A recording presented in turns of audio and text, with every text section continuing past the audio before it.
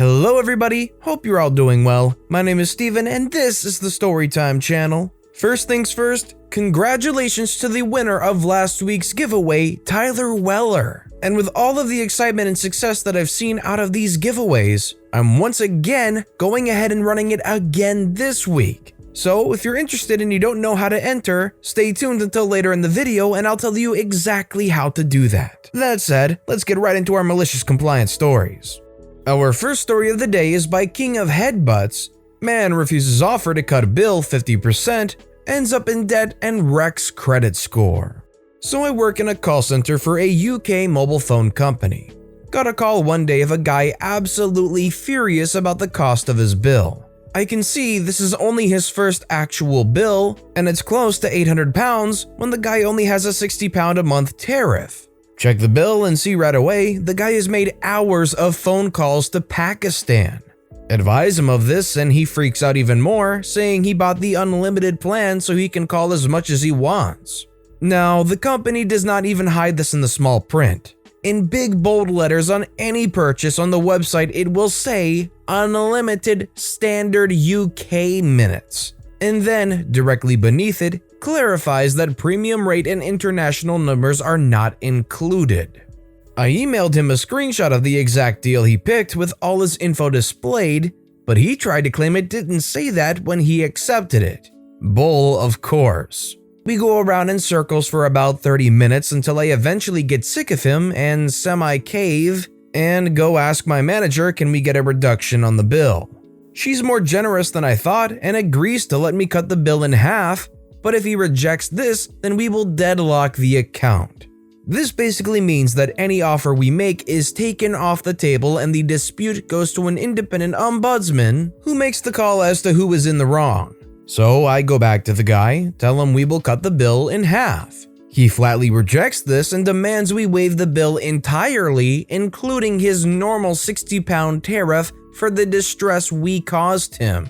I tell him this won't be happening, and if he won't accept 50%, then the account has to go to deadlock and the ombudsman will make a decision. He gets practically giddy when I mention this, like he somehow now has us to bang to rights, and then demands, yes, send this case to the ombudsman. I say fine, and I send off the case. I'm now the caseworker for this dispute, so anytime he calls back, he will get put through to me. Fun times. Now, what the guy clearly didn't know is that in deadlock situations, the ombudsman comes down on the side of the phone network 95% of the time. Not because of any corruption or bias, simply because if a customer has genuinely been wronged, the company will go out of its way to compensate them before it gets that far so they can avoid bad publicity. It tends to be the insane customers who end up deadlocked. I guess the guy had done some research after he got off the call to me and realized this, so he called in again the next day. He still kind of standoffish at first and asked if he could take the offer now. Advised him, as per the terms of the deadlock, the earlier offer was withdrawn and the decision was entirely with the ombudsman now. He gets mad again but realizes this gets him nowhere, so he switches to being super nice. Again, this makes no difference. Even if I wanted to, the account is deadlocked, so nothing can be done. He hangs up in a rage. Few weeks later, as expected, the ombudsman finds in the company's favor, and the customer is now liable to pay every penny of that bill. He calls back to me yet again. He is very arrogant and basically tells me that he won't pay us a penny, and we can take him to full court if we want. Now, we get thousands of people every year that stop paying their bill. We don't bother prosecuting them as it's not worth the effort. Instead, what will happen is your account will get canceled, the phone will be blacklisted so it is useless, and the entire cost you would have paid over 2 years gets charged to you at once and sent to a debt collector. This will royally freak up your credit score for years to come. I explained all this, but the customer was still being a cocky tick and he said he didn't care and hung up. Thank freak, I thought. Won't have to listen to this ball bag ever again at least. That was until around 2 months later, he calls back again. He's surprisingly nice right out of the gate and I soon find out why. After he refused to pay the initial bill, his contract was cancelled, and between the remainder of his contract cost and the £800 he refused to pay initially, he was now around $2,000 in debt.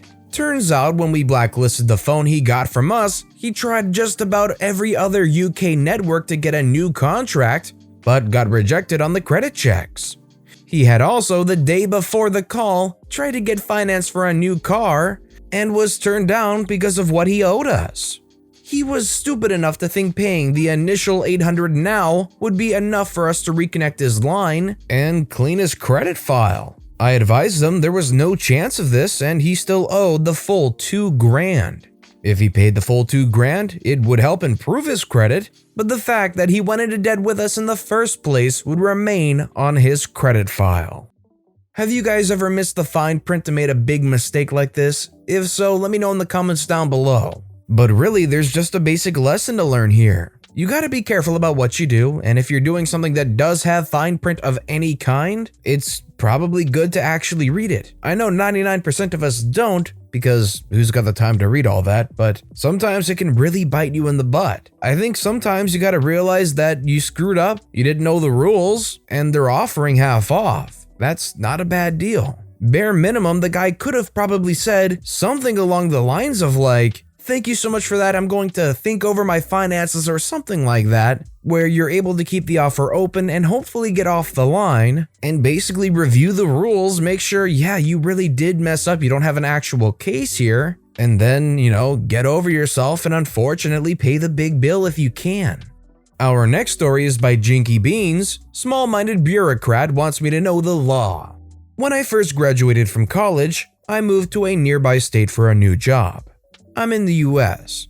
Because I'm a civic-minded person, and because a presidential election was coming up, I wanted to register to vote in my new state. In those days, before internet, you had to go to the city hall of the town or city in which you resided and fill out the paperwork at the office of the registrar of voters. I only needed my driver's license and/or social security card to do so. The election came and went, and I voted, so all was fine. Or so I thought. About 2 weeks after the national presidential election, I received a phone call. It was the registrar of voters from the city in which I lived. She had apparently finally gotten around to actually reading my voter registration and now had decided that she needed more information. She informed me that I was not eligible to vote as I had been born in another country. I explained to her that, while I was indeed born in another country, I was born to 2 American parents and thus, by birth, was an American citizen. She paused, then told me I had to bring in my naturalization papers to show her. I explained to her that I have no naturalization papers because I have never been naturalized. I'm an American citizen at birth. Remember that the registrar of voters is supposedly a person whose job it is to know the rules about voter eligibility. She insisted that I needed naturalization papers. I reminded her that children born to an American parent, only one is actually needed to be a citizen, are automatically American citizens. Moreover, while some countries of one's birth might provide dual citizenship, the country of my birth, Switzerland, does not. So we went back and forth for a while. She doubled down and kept insisting I needed naturalization papers while I tried to explain US citizenship laws. I also pointed out to her that if she believed voter fraud had occurred, it was too late anyway, as I had already voted. Finally, she said I had to bring in those papers or my birth certificate within 2 weeks or I'd be expunged from the voter rolls. Here's where the malicious compliance comes in. When an American baby is born abroad, his or her parents are supposed to report the birth at the nearest US embassy or consulate so that a consular report of birth abroad, CRBA, can be issued as an official record of the child's claim to US citizenship or nationality. I have one of those. It's written in English, but the registrar of voters didn't ask for my CRBA. Nope, she demanded my birth certificate. So that's what I brought into her. The beautiful birth certificate written entirely in French, which I was pretty sure she could not read. I gave it to her, just as she had asked. As I did, I asked her if she knew French and, no surprise, she did not. And then I watched her try to read it.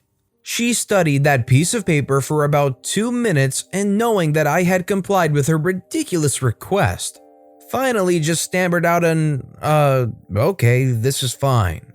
It's not much, but I enjoyed her reaction. She had no way of knowing what it was that I presented to her, but I gave her exactly what she demanded.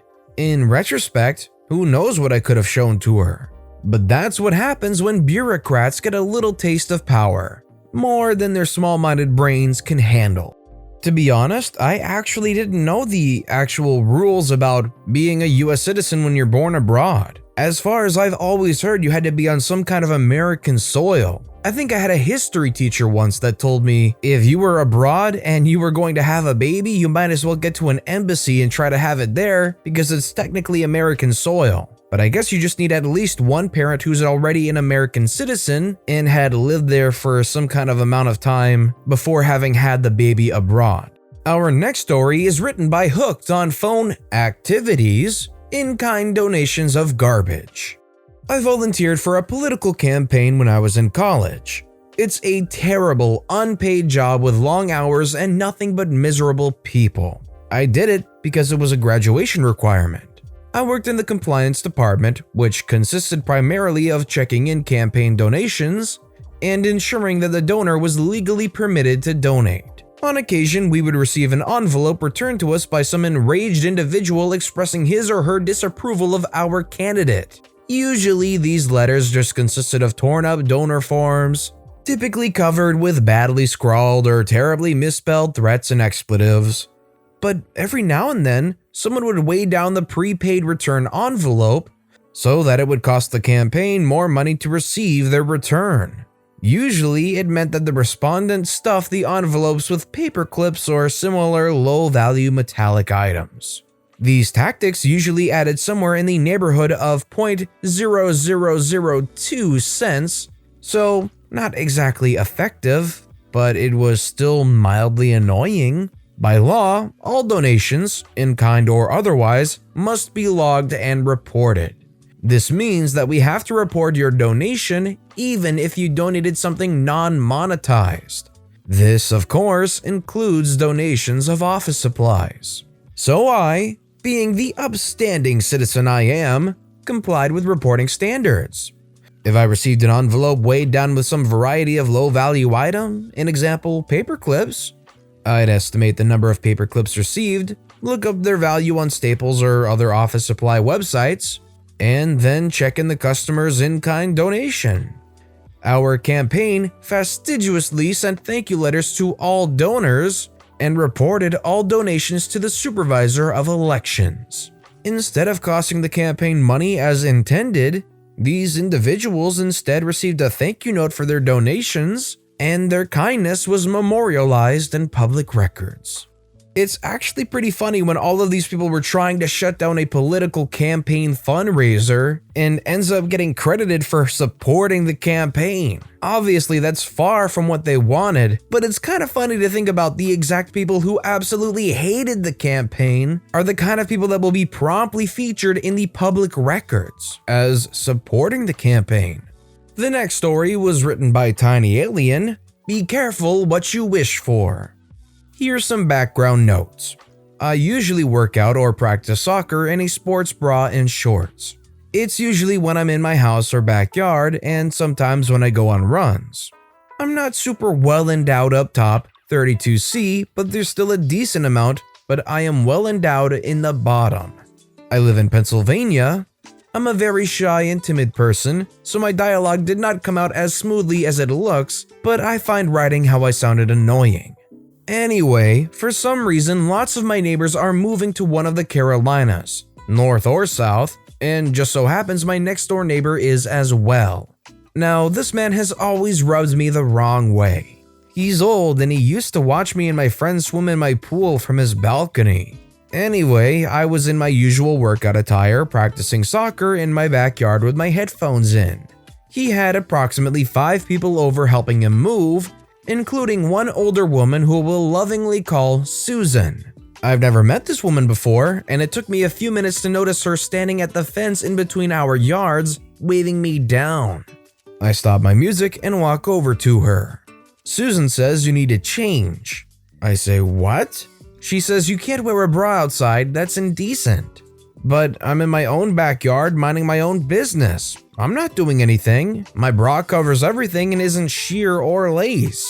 Susan says, that's not appropriate, go change. Everything's hanging out. Now, I've always hated the notion that somehow sports bras are different from bikinis, and I was beyond excited to finally get a chance to dish out some compliance. I say, sorry, of course I'll change. I go inside and get a bathing suit from my room. Now this suit is a red two-piece. The top only has 2 triangles of cloth that do cover me, and the rest is the usual string used to keep it on, and the bottom are a really cheeky pair.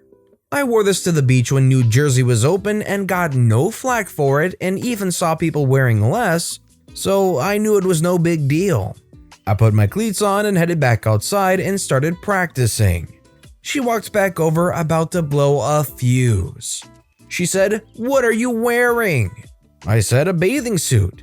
It's not inappropriate. I wore it to the beach and I didn't get yelled at. Actually, people wore less. Susan ended up giving up and letting me, and I changed back into my sports bra and shorts and finished my workout. One day I'll give you guys a more exciting one when it happens.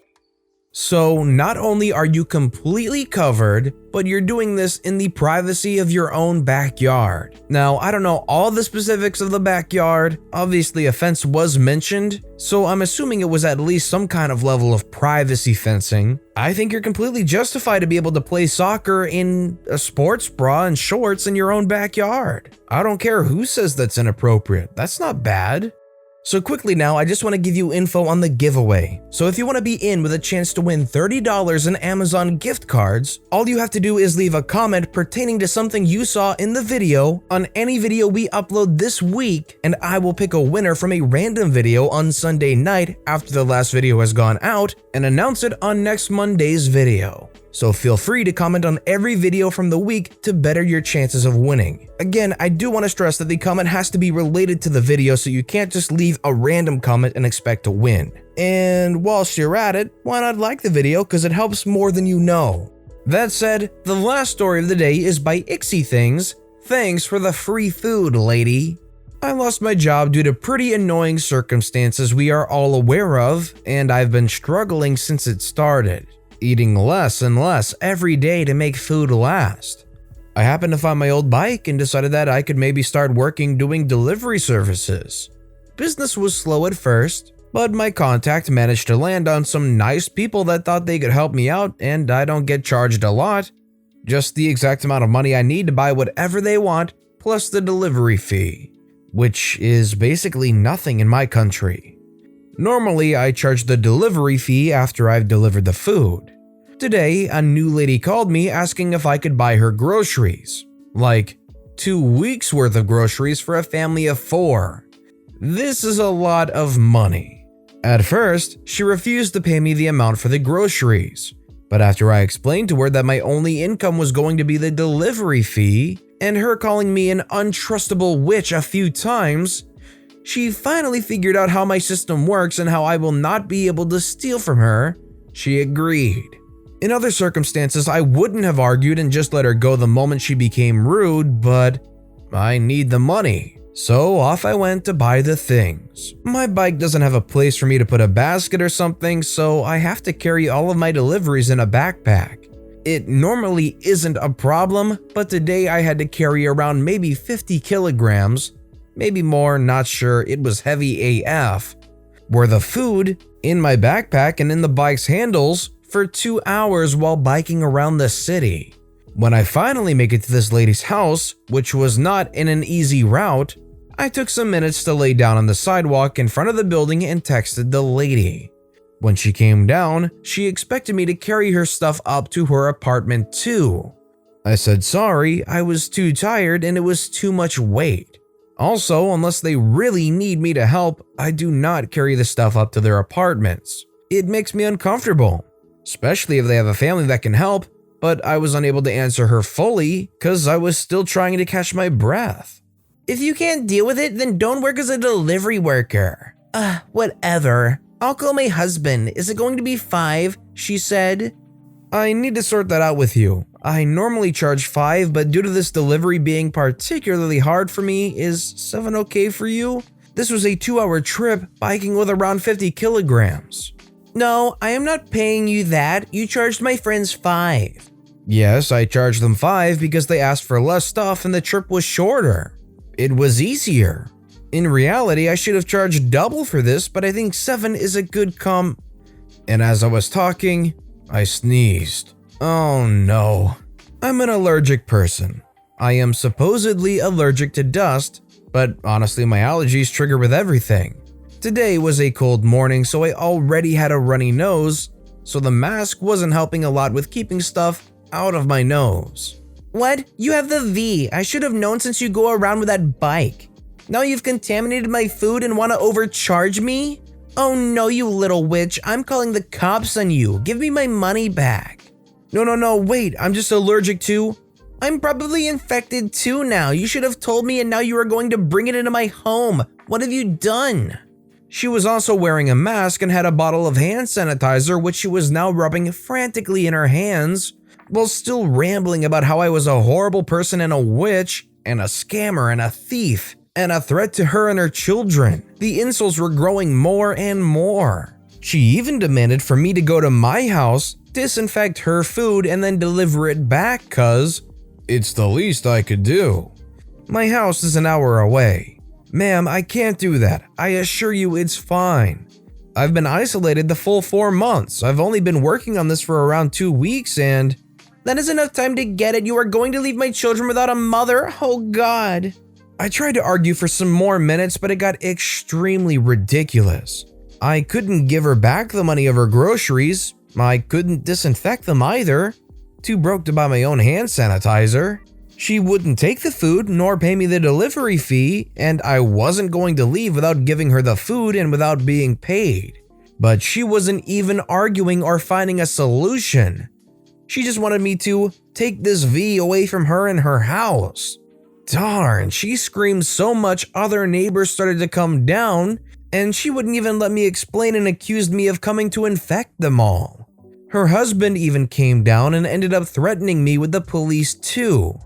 I asked them if they wanted the food or not.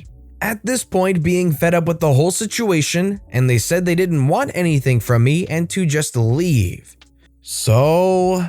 now I'm home with a backpack full of 2 weeks worth of food for 4 people. It's too much for me, but I'll probably gift half of it to my boyfriend who also needs it. I am sad all of this happened, and I feel like I stole from that people, but in the moment it was just so ridiculous. I tried to give them the food many times. Heck, at one point I just didn't care about being paid even though I needed it. But they were just so rude to me. I wish I could tell you all of the insults they threw at me, but I am unable to translate them. I still got more food than what I could have bought with a delivery fee, so I guess it was worth it. Times are tough. I understand it's a very contentious point in human history, at least in our lifetime, but this was a classic overreaction. I understand being on edge. If somebody delivers your food and they sneeze one time, I can totally understand in this moment being upset about it, being on edge about it. Obviously, they said they didn't have it. They've been only working for 2 weeks. If I was on the other side and saw that from my delivery driver, I'd definitely be pretty on edge too, not gonna lie, but I would probably still accept it and let it either kind of quarantine itself in some room or cupboard or something and just, dealt with it properly. But that being said, that's all the time we have for today, so if you have a favorite story of the day, let me know in the comments down below which one and why. And if you enjoyed the video, please consider giving it a like, and if you haven't yet, subscribe and turn notifications on. All of those things help the channel so immensely, so thank you no matter what you did. Whether it was just watching the video, liking, subscribing, whatever you do, thank you so much for supporting me right here on the Storytime channel. I hope you're all having a wonderful day, and I'll see you all next time right here.